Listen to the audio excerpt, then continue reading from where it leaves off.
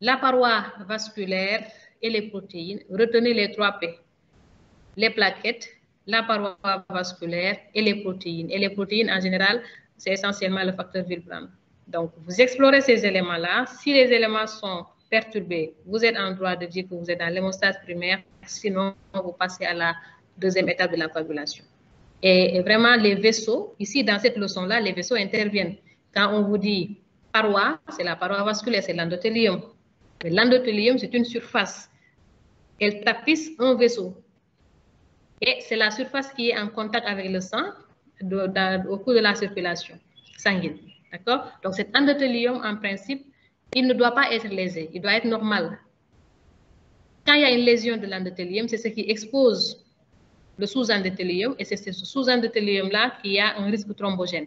Et c'est la raison pour laquelle, à chaque fois qu'il y a une lésion vasculaire, l'organisme fait tout pour colmater la brèche, pour éviter que le sous-endothélium soit exposé. Parce que quand le sous-endothélium est exposé, c'est un risque thrombogène. Donc, il faut tout faire pour avoir une continuité dans la surface du vaisseau, c'est-à-dire de l'endothélium vasculaire.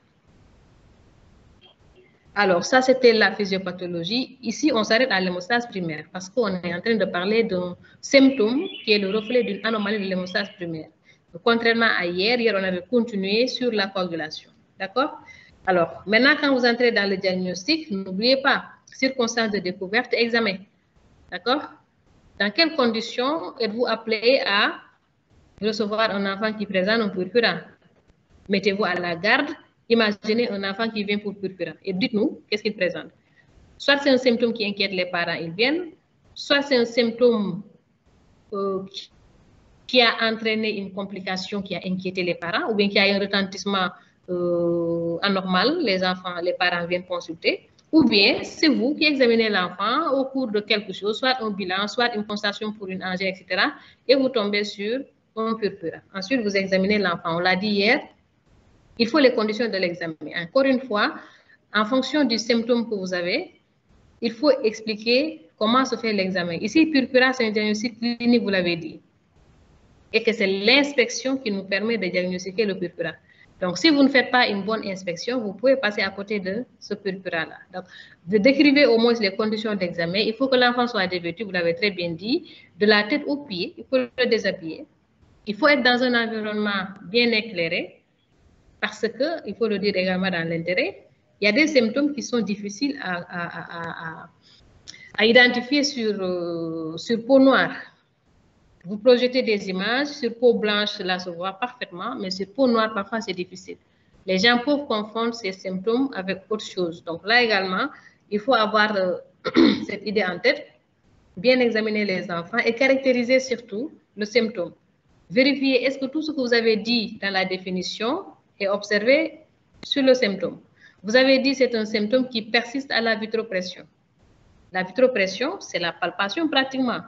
Quand vous regardez, vous inspectez, vous ne touchez pas l'enfant. Mais quand vous faites la vitropression, vous palpez, vous appuyez pour voir est-ce que cela persiste ou pas. Donc, déjà 2 temps de l'examen, inspection, palpation. Rien qu'avec ces 2 temps-là, vous avez confirmé votre purpura et éliminé tout ce qui n'est pas purpura, notamment ecchymose, télangiectasie et tout ce que vous voulez. Ce que vous avez mis dans le diagnostic différentiel, bien sûr. D'accord? Donc, rien qu'avec ces 2 parties-là, inspection, palpation, vous êtes OK. Ce qui reste, c'est rechercher la cause. Avant cela, voir s'il y a un retentissement, le prendre en charge éventuellement.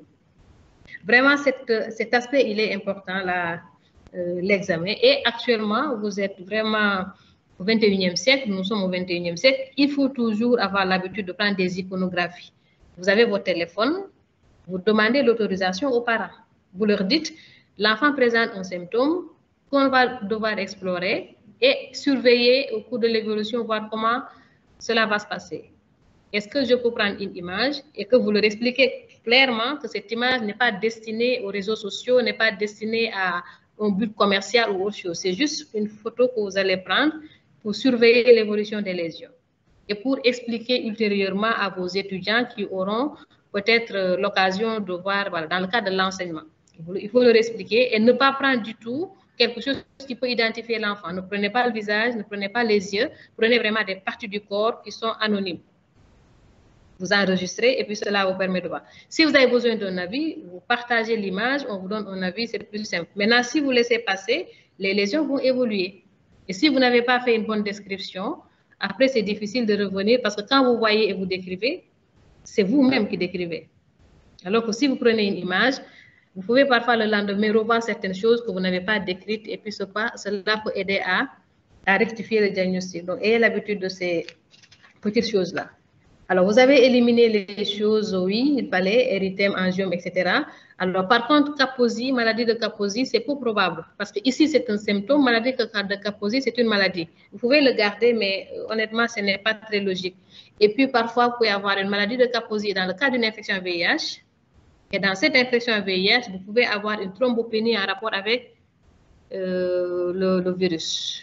D'accord? Donc, soyez vraiment vigilants avec maladie de Kaposi dans cette partie. Moi, je l'aurais enlevé. N'oubliez pas le retentissement.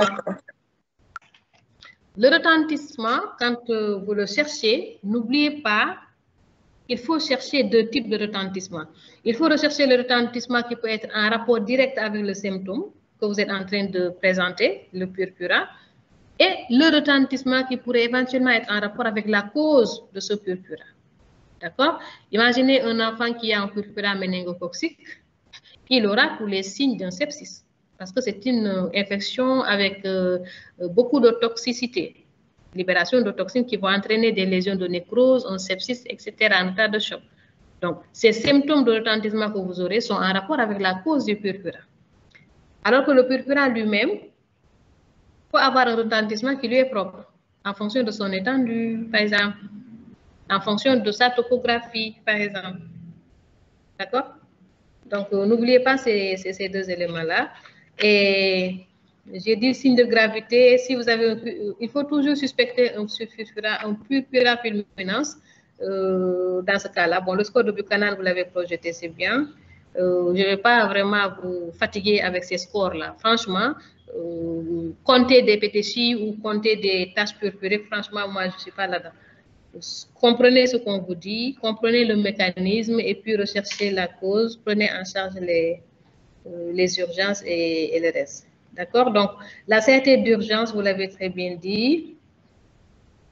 Alors, il y a quelque chose que j'ai noté que je ne comprends plus là. Je crois que c'était les explorations. Alors, les explorations, en général, pour le purpura lui-même, le diagnostic positif, vous n'avez pas besoin d'autre chose, franchement. Faites la numération formule sanguine, à moins pour avoir une orientation. Est-ce qu'il y a une thrombopénie, oui ou non, et puis vous avancez. Maintenant, tout le reste, vous attendez la cause, la recherche étiologique pour le développer. D'accord? Donc, l'évolution, vous l'avez bien dit. L'évolution est en fonction de la cause, mais donner quand même une évolution. Pousser rémission, c'est possible. Pousser unique, c'est possible. Rémission, c'est possible. Et guérison également. D'accord? Et peut-être une petite... un conseil, avant même d'aller dans le vif du sujet, n'oubliez pas que quand vous avez un symptôme, il faut toujours vous demander est-ce que le symptôme il est isolé ou il est associé, surtout en termes de symptômes en rapport avec une maladie hématologique. Si le symptôme il est isolé, en général, ce n'est pas trop grave, cela peut être